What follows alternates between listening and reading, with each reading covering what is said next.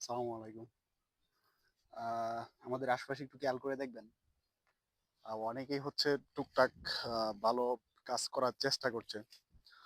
কিন্তু তাদেরকে হচ্ছে আসলে পিছন থেকে সাপোর্ট দেওয়া হচ্ছে না, কিংবা তাদেরকে যে উৎসাহ কিংবা অনুপ্রেরণা এগুলা কেউ তাদেরকে দিচ্ছে না। আর অন্যদিকে যারা আপনার অর্থের অপব্যবহার করে কিংবা ক্ষমতাকে ব্যবহার করে যারা খারাপ কাজ করে বেড়াচ্ছে, তাদের পিছনে আপনার সাপোর্ট দেওয়ার কিংবা উৎসাহ দেওয়ার লোকের অভাব হচ্ছে না। আর এই জন্য হচ্ছে আমাদের সমাজে এখন ভালো কাজের তুলনায় খারাপ কাজগুলা বেশি হচ্ছে।